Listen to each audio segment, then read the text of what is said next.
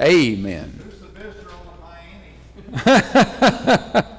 Oh, trying to get her to join. Well, we're glad to have Susan back with us, and good to have Lance with us this evening, and everybody else, singing those old songs, Old Rugged Cross and Heaven Came Down. It does remind you of old times, good times, revivals. For me, especially singing either one of those songs, but especially singing Heaven Came Down. My dad, for a lot of years, was the music director at my home church. Dad loved music. He loved to sing, had a great voice.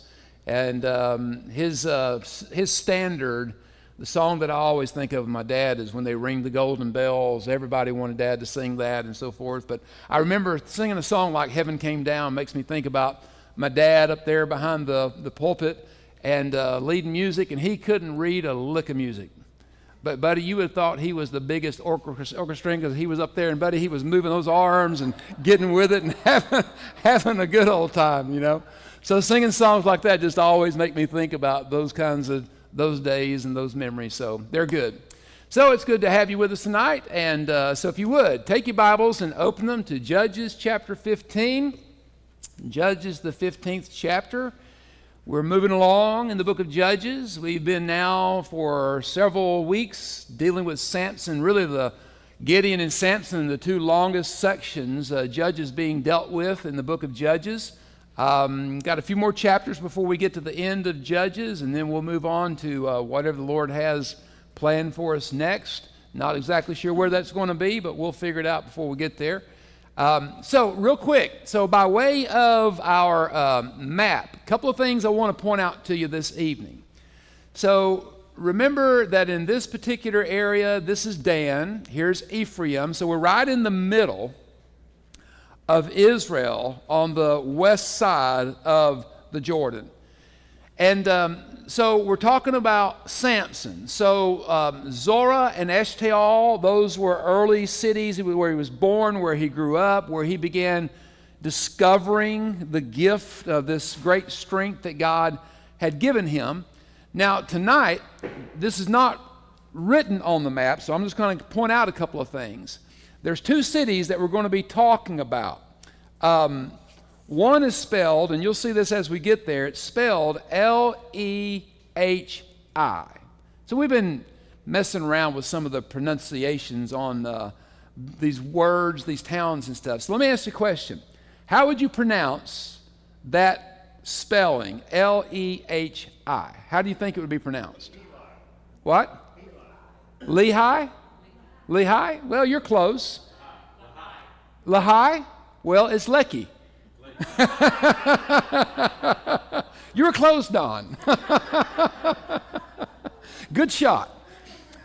Now, there's another one that we're going to come across a little bit later on. But here, let me say this first about Lecky. So here is Bethlehem. Now, you'll keep this in mind because this is an important part of the story as far as the location. Lecky would have been located in about this vicinity right here. Now remember, this Zorah and Eshtaol is where Samson was born, where he grew up, and so forth. So we're not very far from his home, and so Lecky is right in this area, right in here. So there's Bethlehem, there's Jerusalem, so you kind of get an idea. Now there's another one we're going to hear about. It's called Etam. That's spelled Etam. So how do you think you would pronounce that one? Edom. Okay, Edom. That's the Baptist pronunciation, isn't it? All right. Anybody else? All right, here's how you pronounce it. Etam. So you got to remember, it's not Southern English, that's Hebrew, right? Now, Etam is also located in this area. So there's Tekoa, here's Bethlehem. So Etam is located here. It's going to play into the story tonight. And then Lecky is right over in this area. So that's the general area that we're covering right there this evening, okay? Now, so let's get into our study. So basically 4 pieces to the outline this evening. The first one we're going to talk about the return of Samson, verses 1 through 7. Now, kind of remind you, in Judges chapter 14, remember that he had seen a woman, Philistine woman, and he wanted her for his wife. Long and the short of it is, things work out. They get married. They're having the party after the marriage and so forth and so on. But Samson, being the joker that he is, he can't resist this riddle. And he gives this riddle to the Philistines, says if they can solve the riddle, he'll give each one of them 30 men. He'll give each one of them a brand new suit of clothes. Well, they tried for days, couldn't figure it out. And so after about a week, they went to his wife and said, look, you get your husband to tell you the meaning of that riddle, because if you don't, we're going to kill you and your family and everybody else. So she turns on the waterworks, you don't love me, you won't tell me, blah, blah, blah, and so forth and so on. Finally, he tells her what it is. She goes and tells those guys, and they spring it on Samson. Okay, here's the answer to the riddle. Well, now one thing we've talked about, we'll mention this again this evening, we did last week. Samson, not only being a very strong man, Samson was a man who had a sharp mind. He just didn't use it well. So he figures out what's going on, that they have manipulated his wife. Remember that line about you've plowed with my heifer? Right? What that means is you've manipulated my wife. Okay? So as a result of that, he goes down to Ashkelon, kills 30 Philistines, gets their suits of clothes, comes back and pays his debt to these other guys, and then he leaves town. All right? So that brings us to chapter 15, verse number 1, where we're talking about the return of Samson. So it begins and says, and here's what he's doing. He's returning back to her hometown for his wife. So here's what we read. It begins in verse number 1. After a while, in the time of wheat harvest, it happened that Samson visited his wife with a young goat. Now, first of all, we don't know exactly how much time, probably a couple months maybe. We don't know for sure how long. But what we know is this. He returns in the time of wheat harvest. That was traditionally in May. So we kind of got a general idea of when, according to our calendar, when he would have returned, okay? And so he goes back and he visits his wife with a young goat. And he says, let my wife go, let me go into my wife, into her room, but her father would not permit him to go in. Now, probably what was going on is this. You say, okay, why does he have to go? And obviously he's wanting to go into the bedroom with his wife and have romance and so forth, but he has to get past daddy and get permission, and says, no, you ain't going. And so what was probably going on was a non-Jewish custom that was practiced among Canaanites, where sometimes when a young woman married, she had to stay at her father's house for a period of time before she went to live with her husband. Now, we know that in Jewish custom is when it comes time at the end of the betrothal, the husband goes to the bride's wife, gets her, and takes her back to his house, which is a picture of Jesus, the rapture, and everything, right? That's laid out in the New Testament. So this is apparently a Canaanite practice. And so what would happen is the husband would come visit the dad's house for a period of time, stay with his wife. Sometimes he would show up with a present since he's not been there. All right, so Samson's present for his wife is a goat. Now, I know that's not real impressive today, right? That wouldn't make a big impression. But back then, a goat was a valuable commodity. I mean, if it's a female goat, you get milk, cheese, little goats, so forth. And if you get bad enough, you got meat. So that's the idea. So he comes back and he brings this goat, and the response from the father was probably because, what did Samson do? Remember, they have the wedding. The 30 men threaten her. She finds out the answer to the riddle, tells it to those guys and so forth, and Samson gets angry and leaves. So the father-in-law probably was thinking, hey, you've abandoned my daughter. And we saw at the conclusion of chapter 14 that when all of that transpired after Samson had left, that his wife was given to the best man at the wedding. Okay? So that brings us to verse 2. Her father said, I really thought that you thoroughly hated her. Therefore, I gave her to your companion. Is not her younger sister better than she? Please take her instead. Now, how would you like for your daddy to talk to you about like that as a girl? But it also is a picture of how females were looked upon, basically, even daughters, as trading items. And that kind of brings us to the point, thinking about what Jesus did. Oftentimes people talk about how Christians, somehow devalue women and so forth. Jesus did more to raise the level and state and respect of women than anybody. But they were considered trading items. But the real root of the problem in all of this, here's what we come back to this over and over again with Samson. There's several things we always keep coming back to with Samson.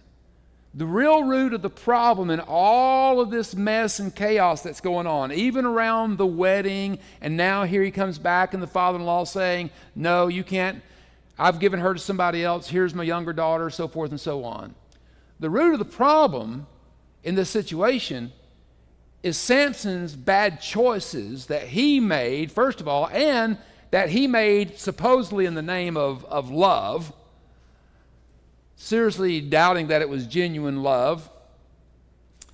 So he had, first of all, if he was in love, he had no business as a Nazirite, as a Jew, as supposed to be a worshiper of Yahweh God, of having married an ungodly pagan woman. We talked about that last week, about being unequally yoked. So Samson keeps coming back as a reminder to us about, last week I said Samson is a tremendous example of what a carnal Christian looks like. Controlled, impulsive, controlled by fleshly desires, sight, feeling, those kinds of things, rather than the word, wisdom, the spirit, and so forth. And so here he's a reminder to us, what Proverbs chapter 4, verse 23 tells us. It says, keep your heart with all diligence, for out of it springs the issues of life. And Have said this many times since I've been here. I've said it numerous times over the years as a pastor, preaching and teaching and counseling with people. You have to remind people. We all need to be reminded from time to time. Listen, life is really no better and no worse than the quality of the choices that we make. Choices. Verse 3, and Samson said to them, this time I shall be blameless regarding the Philistines if I harm them. And I'm not really sure why Samson cares whether he was blameless. He didn't seem to care a whole lot about that sort of stuff anyway. And so here we go. We see Samson again. Here he goes with another emotional tantrum, basically, is what's going on. Originating out of Samson's flesh. And yet at the same time, God is using Samson. Because here is the thing.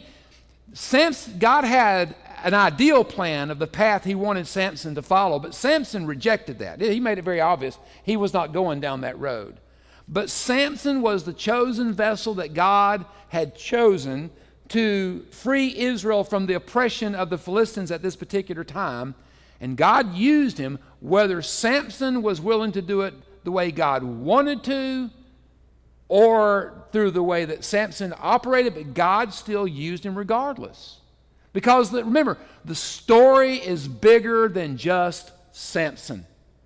We've got to keep that in mind. Verse 4. Then Samson went and caught 300 foxes. I just wonder, what does it take to catch 300 foxes? And I would say probably you need some help. You need some help.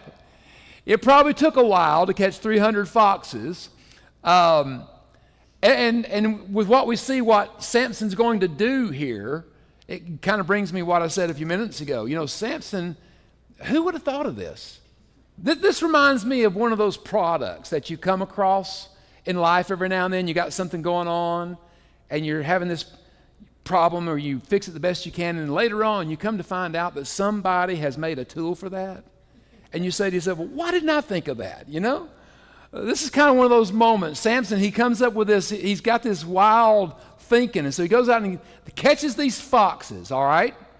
And he took torches, and he turned the foxes tail to tail, and ties their tails together, and put a torch between each pair of their tails. And when he set the torches on fire, he let the foxes go into the standing grain of the Philistines' harvest. Now listen, when you harvest grain, you don't harvest it when it's green. It has dried. So you just think what two foxes with a torch being fanned by the flames does to dry wheat. Okay? It's an inferno, just like that. And it burned up both the shocks and the standing grain, as well as the vineyards and the olive groves.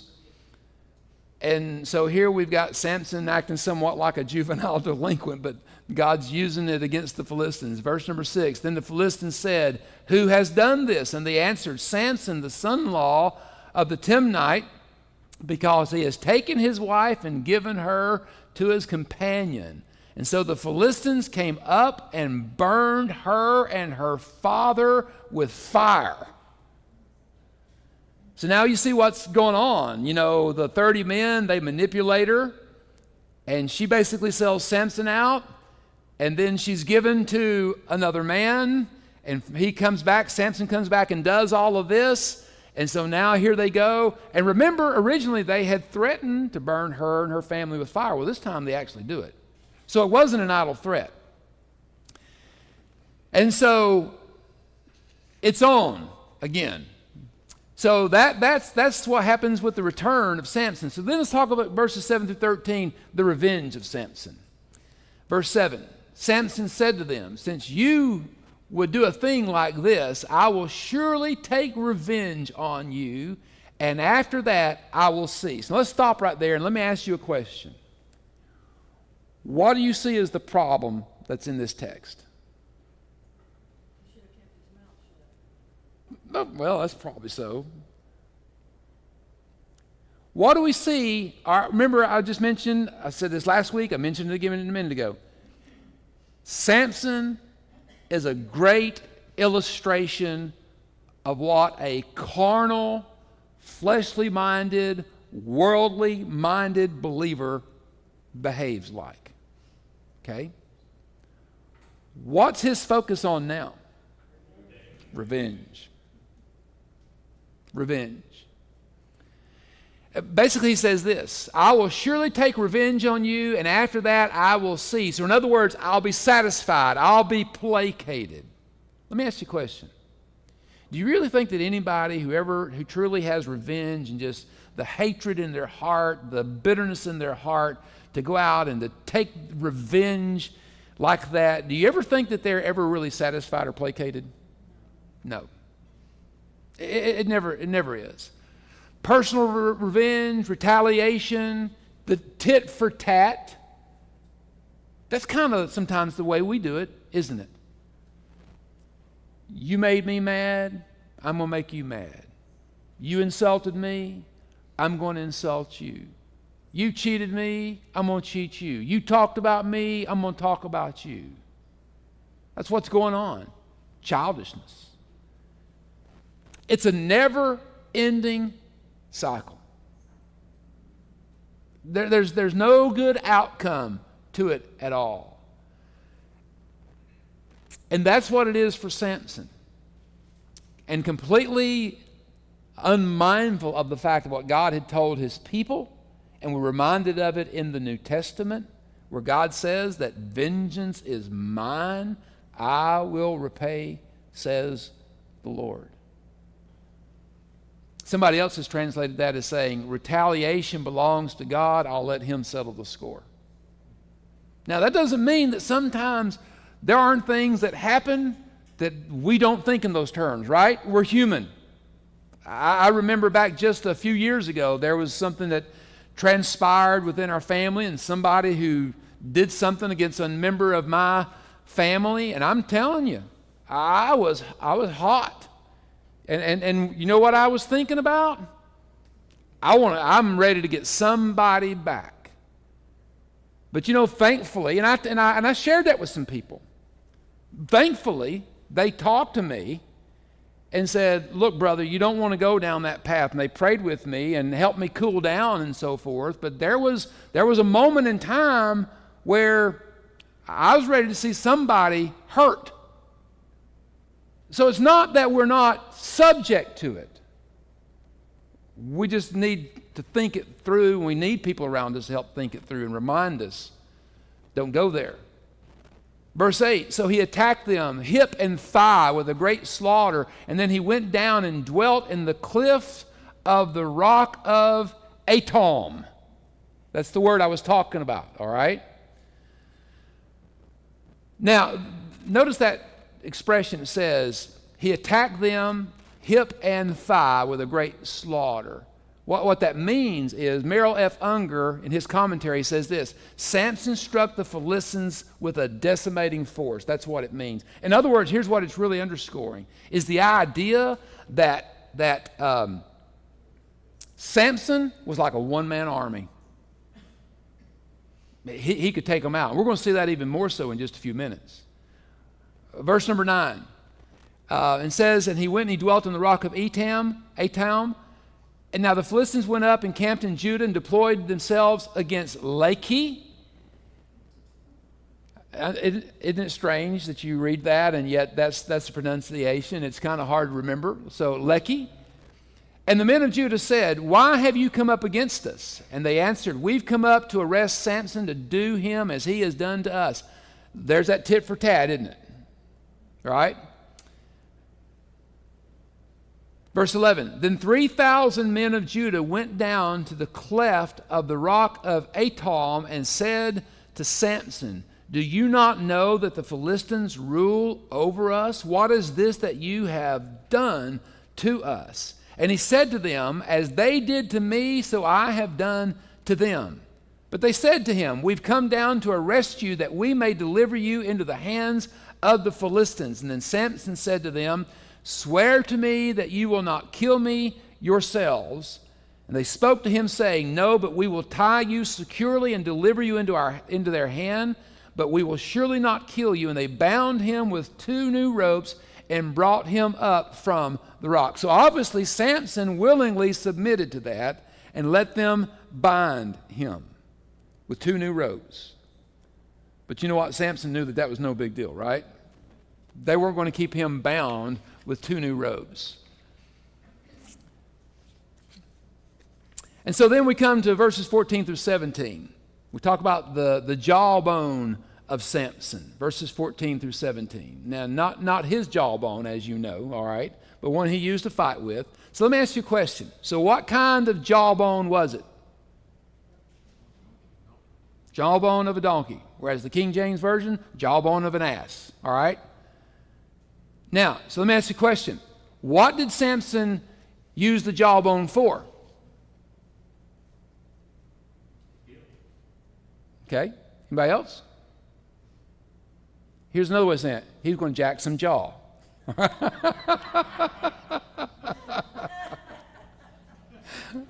Or kill. Verse 14. And when he came to Lachish, and we're going to talk about the meaning of that in just a little bit. Okay, so I gave you the pronunciation. We'll talk more about the meaning of it and where it comes from in just a minute. When he came to Lachish, the Philistines came shouting against him.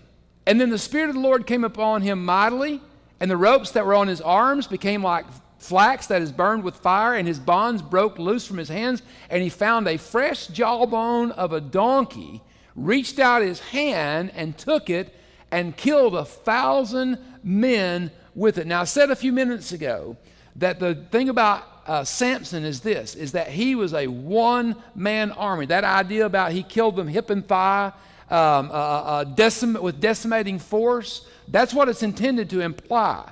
He's like a one-man army. Did you know that he's the only judge that didn't have an army? All the other judges in the book of Judges had an army that God used in following them to defeat the oppressors. But Samson is the only one that did not have an army. Why? Because he was a one-man army. And so he kills 1,000 men with that all by himself, alone, other than the fact that God is helping him. And when I was thinking about this afternoon, I thought to myself, you know what? That reminds me of Jesus. And it reminds me of an old hymn that we used to sing, still sing from time to time. So it goes like this, one of the verses. They bound the hands of Jesus in the garden where he prayed. They led him through the streets in shame. They spat upon the Savior so pure and free from sin. They said, crucify him, he's to blame. You know what the chorus is? He could have called 10,000 angels to destroy the world and set him free. He could have called 10,000 angels, but he died alone for you and me. Samson fought and conquered alone by the Spirit of God. Jesus fought, died, and conquered by the Spirit of God in his own shed blood. Verse 16, and then Samson said, with the jawbone of a donkey, heaps upon heaps, with the jawbone of a donkey, I have slain 1,000 men. He was a poet too. But this is his declaration of victory. With the jawbone of a donkey, heaps upon heaps, with the jawbone of a donkey, I've slain 1,000 men. Somebody has translated those last couple of lines like this: with the jawbone of an ass, I have piled them in a mass. Verse 17. And so it was that when he had finished speaking, that he threw the jawbone from his hand, and he called the place Ramath Lehi. Now, I mentioned that name Lehi, Lehi. Here's what that means. Pronounced Lehi, okay. It means jawbone. That became the name of that place. Why? That's the place where he was attacked and where he found the jawbone. And that became the name of that place. And then from that point on, it became known as Ramath Lehi, which means the hill of a jawbone. Okay?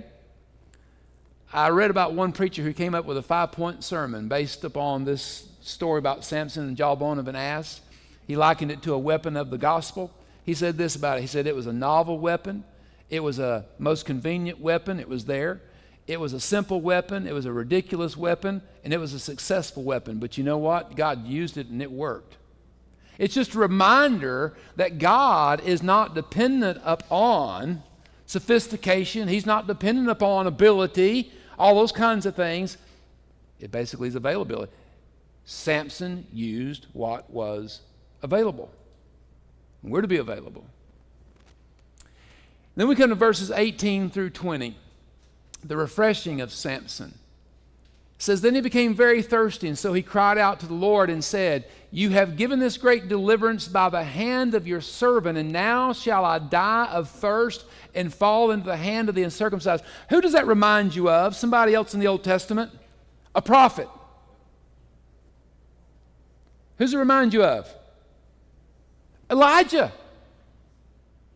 Elijah has the great victory up on Mount Carmel.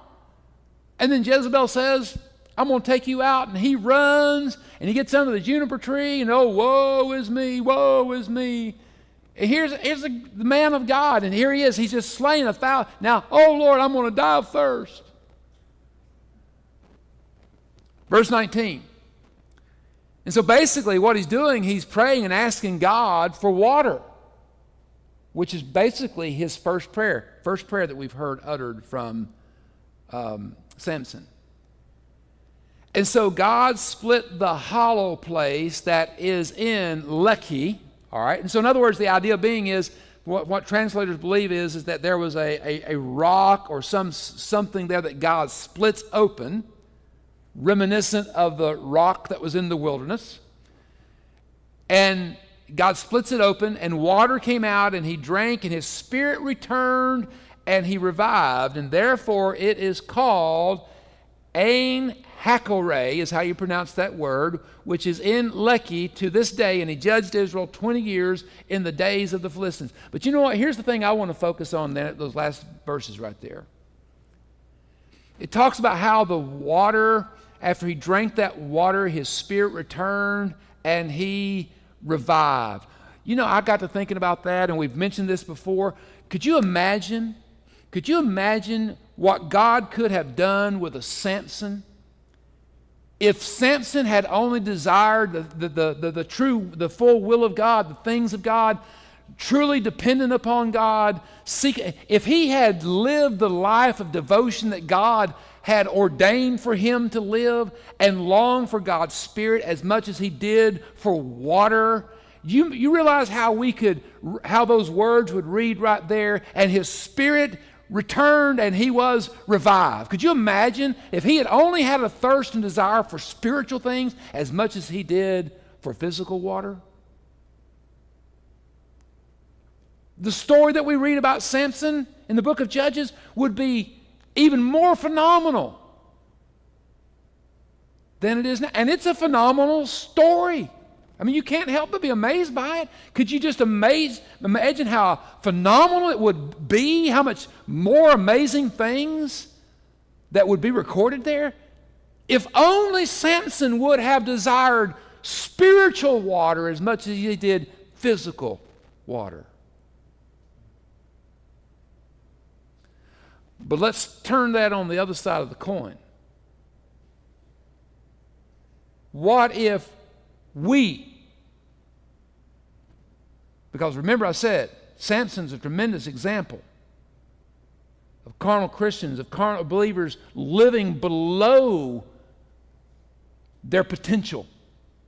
That's what Samson did. He lived below his potential. Way too many of us, we live below our potential, and we desire physical water more than we do spiritual water. Could you imagine if we really get to the place to where we desire the spiritual things of God, the kingdom of God, the lordship of Jesus, the gospel, carrying out his commission to us, being his vessels that are fully devoted to him. We talk about Samson. Oh, what could it have been if only Samson had been fully... Well, oh, what it could be if only we were fully devoted.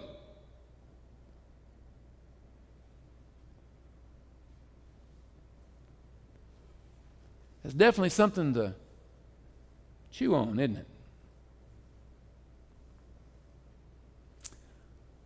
All right, any questions, thoughts, comments? It's hard to believe that he could kill 1,000 people. And he survived. Yeah. Yeah. And he had good reason to be thirsty, no question about that. But still the point remains, if only. If only. Think about that. All right, we're going to close. Thank you all that are online for joining us tonight. God bless. Have a good evening. And I'm going to turn it over to...